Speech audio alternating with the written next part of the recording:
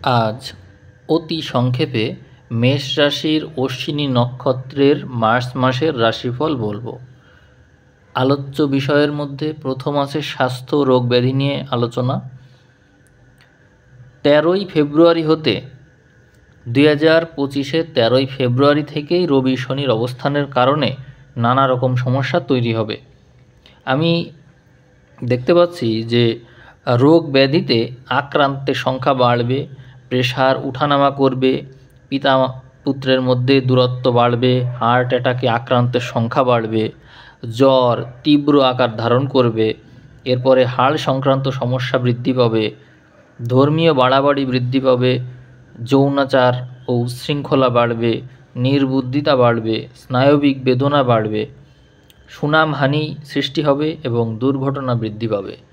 স্বাস্থ্য ও রোগ ব্যাধির ভিতরে এই বিষয়গুলো অনেক বেশি গুরুত্বপূর্ণ। আপনারা অবশ্যই এই বিষয়ের দিকে মনোযোগী হবেন। এছাড়াও এই 13ই ফেব্রুয়ারি থেকে শুরু করে পুরো মার্চ মাস যাবৎ এই ধরনের সম্ভাবনা থাকছে। যেহেতু আপনার 12 নম্বর ঘর অর্থাৎ দ্বাদশের ঘরে এতগুলো গ্রহ রয়েছে, সুতরাং এই প্রবণতাটা বাড়বে। মাসের একেবারে শেষের দিনে যে গ্রহের অবস্থান সেটাই আমি তুলে ধরার চেষ্টা করেছি। তো আপনার মূল যে গ্রহ, যে 4টা বিষয় নিয়ে আমি আলোচনা করব সেটা হচ্ছে কেতু, মঙ্গল, বৃহস্পতি এবং আছে রবি।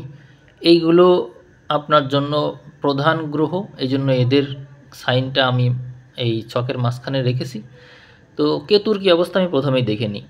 কেতু আপনার 6 নম্বরে আছে, কিন্তু সে রবির নক্ষত্রে আছে, যার জন্য 6 নম্বরে থাকলেও শুভ। তার মানে বোঝা যাচ্ছে আপনি এই সময় প্রচুর সংগ্রাম সংঘর্ষ করবেন এবং আপনার এই সময় প্রচুর ব্যয় হবে।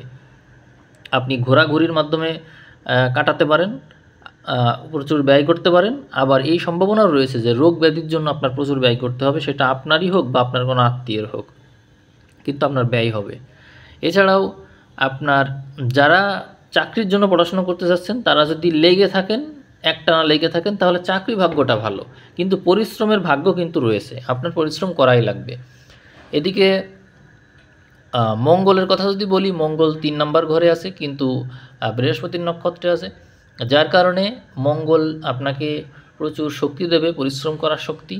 আপনি এই সময়ে প্রচুর পরিমাণে পরিশ্রম করবেন এবং আপনার এই পরিশ্রমের ক্ষেত্রে আপনি যথেষ্ট সহায়তা পাবেন মঙ্গলের কাছ থেকে, এবং চাকরি বাকরি পাওয়ার ক্ষেত্রে মঙ্গল আপনাকে যথেষ্ট হেল্প করবে। এবং এখানে আপনার যে পরিমাণে আমি ব্যয় দেখতে পাচ্ছি এবং যে পরিমাণে আপনার দৌড়াদৌড়ি দেখতে পাচ্ছি, সেই ক্ষেত্রে সেই পুরো এনার্জিটাই মঙ্গল আপনাকে হেল্প করবে দেওয়ার জন্য।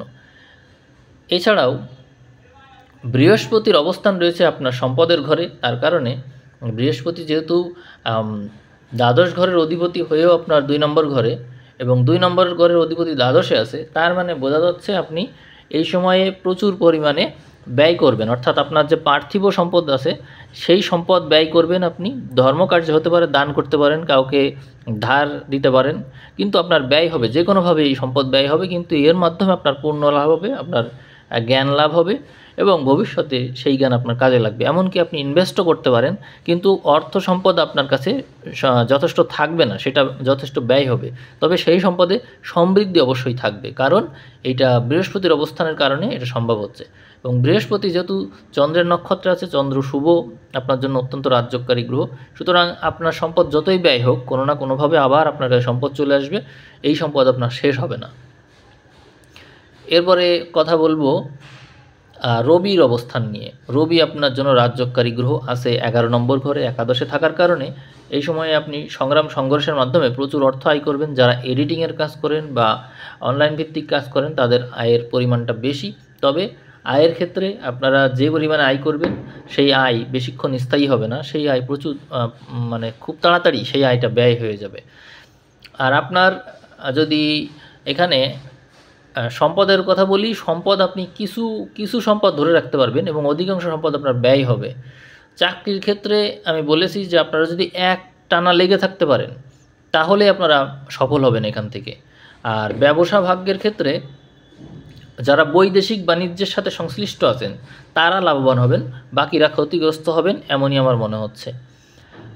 আপনার এই সময়ে প্রচুর ভ্রমণযোগ রয়েছে এবং ভ্রমণের মাধ্যমে আপনি অনেক জ্ঞান অর্জন করবেন, নতুন নতুন জ্ঞান অর্জন করবেন, কিন্তু আপনার এখানে তো অর্থ ব্যয় হবে, এই বিষয়টাকে বিবেচনায় রাখতে হবে। আর লটারি ভাগ্য ভালো বলতে পারছি না, কারণ হচ্ছে আপনাদের এখানে ব্যয়ের পরিমাণটা আমি বেশি দেখছি, তার কারণে এই সময় লটারি আপনাদের জন্য না কাটাই ভালো হবে। যদিও লটারি ভাগ্য আপনাদের ভালো, কিন্তু এই সময় আমার কাছে ভালো মনে হচ্ছে না। আপনার লটারিতে যে টাকা আপনি লটারি থেকে পাবেন তার চেয়ে অধিকাংশ টাকায় আপনার মানে আরও ব্যয় হয়ে যাবে, অর্থাৎ যা পাবেন তার চেয়ে বেশি আপনার ব্যয় হয়ে যাবে। তাই লটারি থেকে দূরে থাকার জন্য পরামর্শ থাকবে। প্রেমের ক্ষেত্রে পুরাতন প্রেম ফিরে আসার সম্ভাবনা আছে, কিন্তু ফিরে আসলেও সেই প্রেম হয়তো টিকবে না, বরং আলটিমেটলি আগের যে দূরত্ব ছিল এই আর একবার দেখা হওয়ার কারণে দূরত্ব আরও বেশি বেড়ে যাওয়ার সম্ভাবনা রয়েছে। আর বিবাহের ক্ষেত্রে বিবাহিত জীবনে নানা রকম ঝঞ্ঝাট দেখা যাবে, সম্পর্ক ভালো যাবে না, দূরত্ব তৈরি হবে এবং আপনি নানা ব্যস্ততায় সময় পার করবেন এবং মানসিক অশান্তি আপনার ভিতরে থাকবে, যার কারণে এই জীবনসঙ্গীর সাথে আপনার বিশেষ দূরত্ব থাকবে। জীবনসঙ্গীর কাছ থেকে আপনি তেমন সাপোর্ট পাবেন না, বরং জীবনসঙ্গী নিজেই, আপনার যে জীবনসঙ্গী সে নিজেই বিপদে থাকবে, নানা ঝামেলায় থাকবে এবং আপনার সাথে তার চিন্তাভাবনায় মিলবে না এবং আপনি নিজেও মানসিক কষ্টে থাকবেন বলে আমার মনে হচ্ছে।